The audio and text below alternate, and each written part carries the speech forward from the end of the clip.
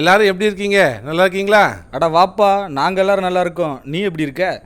நான் நல்லா இருக்கேன்ப்பா. எனக்கு என்ன குறைச்சல்? நல்ல சம்பளம் வருது, பெரிய வீடு, மாடர்ன் காரு, வாழ்க்கை சந்தோஷமா போகுதுப்பா. அங்கே ஏதோ கூட்டமாக இருக்கு, வாங்க நாம் என்னன்னு போய் பார்ப்போம். அட ஆமாப்பா, வாங்க என்னன்னு போய் பார்ப்போம். ஆண்டவராகிய இயேசு கிறிஸ்து உங்கள் பாவங்களுக்காக மரித்தார். அவரால் மாத்திரமே நீங்கள் பாவத்திலிருந்து விடுதலை அடைய முடியும். நீங்கள் அவரை இரட்சகராக ஏற்றுக்கொண்டு இரட்சிப்பு அடையும் போது அவர் உங்களை நித்திய ஜீவனுக்குரிய பாதையில் நடத்துவார். இவனுங்களுக்கு வேற வேலை இல்லை, என்னத்தையாவது சொல்லி மக்களை ஏமாத்திட்டே இருப்பாங்க. எனக்கு என்ன குறைச்சல்? எனக்கு எதில் இருந்து விடுதலை வேணும்? நண்பர்களா, இதெல்லாம் கேட்டு ஏமாந்து போயிடாதீங்க. அட என்னப்பா இப்படி சொல்கிற? அவர் சொல்கிறது உண்மை தானே. நான் இயேசு கிறிஸ்துவை ஆண்டவராக ஏற்றுக்கொள்கிறேன். அவர் என் பாவத்துக்காக மரித்தார், அதனால எனக்கு விடுதலை கிடச்சிச்சு.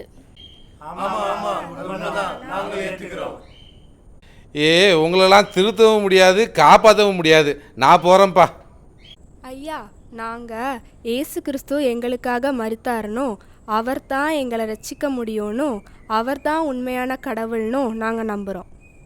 ஆமாம் ஐயா, நாங்கள் ரட்சிப்படைய நீங்கள் சொன்ன அந்த நித்திய ஜீவனை பெற்றுக்கொள்ள நாங்கள் என்ன பண்ணணும்? ரொம்ப சந்தோஷம். நீங்கள் என்கிட்ட சொன்னதை அப்படியே முழங்கால் படியிட்டு இயேசு கிறிஸ்து கிட்ட ஜெபிங்க, அறிக்கை செய்யுங்க. நான் உங்களுக்காக ஜெபிக்கிறேன்.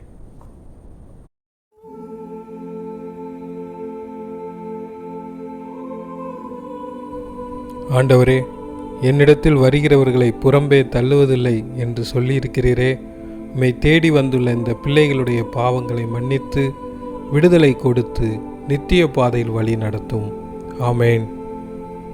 இந்தாங்க, இந்த வேதாகமத்தை படிங்க. இது தேவனுடைய வார்த்தை. இது தொடர்ந்து நித்திய வழியின் பாதையில் நடக்க உதவும். அது மாத்திரமல்ல, நீங்கள் இனிமேல் இயேசு கிறிஸ்துவின் மேல் விசுவாசமாக இருக்கணும். சத்தியம் மற்றும் நீதியின் பாதையில் நடக்க வேண்டும். நீங்கள் பெற்ற இந்த இரட்சிப்பின் அனுபவத்தை மற்றவர்களுக்கு அறிவிக்கணும். இதையெல்லாம் பின்பற்றி நீங்கள் சர்வாயுத வர்க்கத்தை தரித்து கொண்டாதான் சாத்தானை ஜெயிக்க முடியும், நித்திய ஜீவனை பெற முடியும்.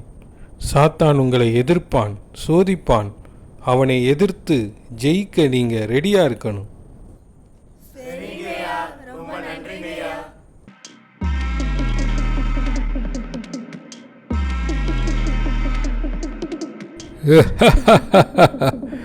டேய், ஒருத்தன் நம்ம கொடுத்த உலக பொருளின் சந்தோஷம்தான் மெய்யின்னுட்டு ஓடிட்டான். ஆனா மற்றவங்க இந்த இயேசுவை ஏத்துக்கிட்டாங்களேடா. தலைவரே, சும்மா வாயில மட்டும் சொன்னா போதுமா? வாழ்ந்து காட்டணும்ல. கொஞ்ச நாள் போறங்க தலைவரே, எல்லாரும் அழுதுச்சிருவாங்க. நேரம் பார்த்து அடிச்சிருவோம். நீ சொல்றதும் சரிதான். அந்த சுவிசேஷகர் சொன்ன மாதிரி நாம் பெற்ற இந்த ரட்சிப்பின் அனுபவத்தை எல்லாருக்கும் பகிர்ந்து கொள்ளணும். அட சும்மா இருப்பா, எதுக்கு நமக்கு வம்பு? அதுக்கு தான் சுவிசேஷகர் அச்சன் இருக்காங்கல்ல, அவங்க பார்த்துக்கிடுவாங்கப்பா. நம்ம ஏன் தேவையில்லாத பிரச்சனையில் போய் மாட்டுவானே? அட என்னப்பா இப்படி சொல்கிற? நமக்கு கிடைச்ச சந்தோஷத்தை மற்றவங்களுக்கும் சொல்ல வேண்டாமா? நீங்கள் போய் சொல்லுங்கள், நான் வரல. இது கடவுளுடைய வார்த்தைன்னு சொன்னார். பத்திரமா போய் பீரோட பூட்டி வைக்கணும். நாம் எல்லாரும் இந்த ரட்சிப்பின் சந்தோஷத்தை எப்படியாவது மற்றவங்களுக்கு அறிவிக்கணும், சரியா? ஆமா ஆமா, நீ சொல்றது சரிதான். ஆண்டவரே, எங்களுக்கு உதவி செய்யுங்க. என்னப்பா, அவங்க 3 பேர் எங்க? சொன்ன டைமுக்கு ப்ரேயர் பண்ண வரமாட்டேங்கிறாங்களே. இந்த வந்துட்டாங்களே, ரொம்ப சந்தோஷமாக பேசிக்கிட்டே வராங்க. கையில் வேற நிறையா பணம் வச்சுருக்காங்க. அடா என்னப்பா, என்ன விஷயம்? ரொம்ப சந்தோஷமாக இருக்கிறீங்க. அதுவும் அப்பா, தேர்தல் வருதுல்ல, ஆளுங்கட்சியும் எதிர்கட்சியும் போட்டி போட்டு ஓட்டுக்கு காசு தராங்க. இன்றைக்கி எங்கள் 3 பேர் வீட்டுக்கும் வந்து காசு கொடுத்தாங்க. ஆமாப்பா, நல்ல வசூல். எப்பா, இது வேதத்துக்கு புறம்பாச்சே. நான் உண்மையாக இருக்கணும், சத்தியத்தின் நடக்கணும்னு ஆண்டவர் நமக்கு சொல்லியிருக்கார் இல்லையா? നമ്മളെ രക്ഷിപ്പിൻ വഴിയിൽ നടത്തുന്ന സുവിശേഷകർ കൂടെ നാം സാത്താനെ ജയിക്കുക ഉണ്മ എന്നും കച്ചിയെയും சத்தியம் என்னும் மார்க்க கவசத்தையும் தரிக்கணும்னு சொன்னார் இல்லையாப்பா? அட, இதில் என்னப்பா தப்பு? நம்ம பணத்தை அவங்க கொள்ளையடிச்சு திரும்ப நமக்கு தராங்க. அதை வாங்கிட்டு நாம் நமக்கு பிடிச்சவங்களுக்கு ஓட்ட போட வேண்டியது தானே? அட இவன் இப்படி தான்ப்பா அந்த பைபிளை தப்பு தப்பாக படிச்சுட்டு எதையாவது சொல்லிகிட்டு இருப்பான். அதுக்கு தான் நான் படிக்கிறதே இல்லை. ஏன்பா இன்னைக்கு நடக்கிற கிரிக்கெட் மேட்ச்சுக்கு டிக்கெட் வாங்கியிருக்கோம்ல, வாங்க போகலாம். நாளைக்கு ப்ரேயர் பண்ணிக்கலாம். நாங்கள் வரலப்பா, நாங்கள் ஜெபிக்க போகிறோம். நீங்கள் போயிட்டு வாங்க. வாங்கப்பா, இவங்கெல்லாம் வரமாட்டாங்க. ஏன்பா உன் பைபிள் அங்கே ப்ரேயருக்கு சும்மா வந்திருக்க? பைபிளெல்லாம் ஒழுங்கா படிக்கிறியா? அதான் நீ இருக்கல்ல படித்து சொல்ல. யூடியூப்பில் பல பேர் படித்து வீடியோ போடுறாங்க. இதில் நான் வேற தனியாக உட்காந்து படிக்கணுமா? நேரம் இல்லைப்பா. எல்லாம் ஆண்டவர் பார்த்துக்குவார். வா ப்ரேயர் பண்ணலாம்.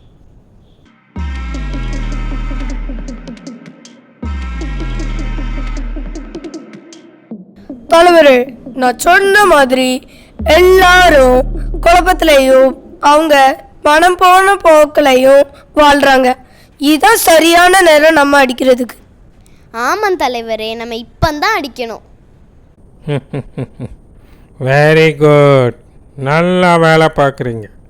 வாங்க போய் ஒவ்வொருத்தனையாக தாக்கலாம். நம்ம அடிக்கிற அடியில் நம்ம அடிமையாகிடணும். தலைவரே, ஆல்ரெடி நம்ம சொல்கிற மாதிரி தான் எல்லாரும் செஞ்சிட்ருக்காங்க. இன்னைக்கு முழு அடிமையாக மாற்றிடுவோம். தலைவரே, இங்கே பாருங்க யார் வாரான்னு. ரெச்சிப்பிங்கிற ஹெல்மெட் கூட இல்லாத ஒருத்தன் வரான். ரொம்ப ஈஸி. ஆகா, என்ன இது சாத்தாங்கூட்டம் நிற்குது, நம்மளை நோக்கி வேற வருது. ஏய், உனக்கு என்ன வேணும்? ஏய், எவ்வளோ பணம் வேணும்? ஏன் கார் வேணுமா? ஏய், வீடு வேணுமா? ஏய், என்ன ஒன்றும் பண்ணிடாத, என்ன வேணும்னு சொல்லு. உனக்கு எவ்வளவு பணம் வேணும்? எந்த காரு வேணும்? எப்படிப்பட்ட வீடு வேணும்? ஏங்கிட்டேவா? தலைக்கவசம் கூடாத இவன் தலையிலே அடிங்கடா. ஐயோ, தலையிலே அடிக்கிறாங்களே, வலிக்குதே. ஐயோ ஐயோ வலிக்குதே. ஐயோ, யாராவது காப்பாத்துங்களே, காப்பாற்றுவாங்களே, நீயே வலிக்குதே வலிக்குதே. ஐயோ, நம்ம நண்பனை இந்த பிசாசு கூட்டம் அடிக்கிறதே. அடிக்காத. ஏ சாத்தானே, என்கிட்ட தலைக்கவசம் இல்லைன்னு தானே நீ தலையிலேயே வச்சு அடிச்ச. என் நண்பன் தலைக்கவசத்தோட வந்திருக்கான் பாரு, இப்போ என்ன பண்ணுவ? தலையில் கவசம் மாத்திரம்தான் இருக்கு, ஆனால் காடில் செருப்பு கூட இல்லையே. அவன் காலிலே அடிங்கடா. வலிக்குதே. ஐயோ ஐயோ வலிக்குதே. ஐயோ, யாராவது காப்பாத்துங்களே. ஏங்க பாருங்கப்பா, நம்ம நண்பர்களை சாத்தான் கூட்டம் சேர்ந்து அங்கே அடிச்சுக்கிட்டு இருக்குது. அடுத்து ஒரு கூட்டம் வருது பாரு. வெறும் தலையிலையும் காலிலையும் கவசம் மாட்டிக்கிட்டு சத்தியங்கிற கட்சியை காணோம், நீதிங்கிற மார்க்கவசத்தை காணோம். தலை கால் தவிர எல்லா இடத்துலையும் அடிங்கடா.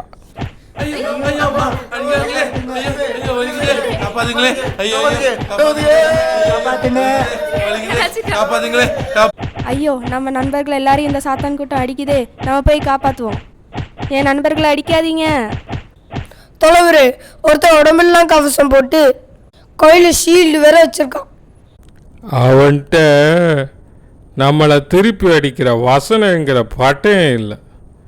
அவன் விசுவாசங்கிற கேடயத்தை அடித்து உடங்கடா. ஐயோ, இந்த சாத்தான்கள் பலவீனமான நண்பர்களை தாக்குதே. ஆண்டவராக இயேசு கிறிஸ்துவே, எங்களுக்கு உதவி செய்யுங்க. தலைவரே, ஒருத்தன் ஃபுல் கவசத்தோடும் பட்டயத்தோடு வந்திருக்கான். டேய் ஓடுங்கடா, ஓடுங்கடா, டேய் ஓடுங்கடா, டேய்.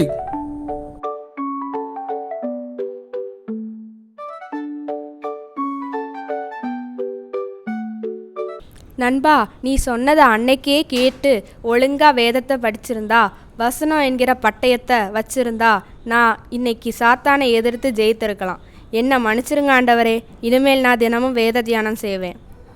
நாங்களும் இனிமேல் வேத தியானம் செய்து நீதி சத்தியத்தின் பாதையில் நடந்து சுவிசேஷத்தை அறிவித்து அனைத்து ஆயுத வர்க்கத்தையும் தரித்துக் கொள்வோம்.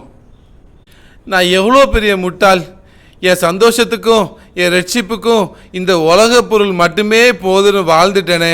இயேசுவே, இந்த பாவியை மன்னிச்சிருங்கப்பா. இனிமேல் நானும் உங்கள் பிள்ளையாக வாழ்வேன்.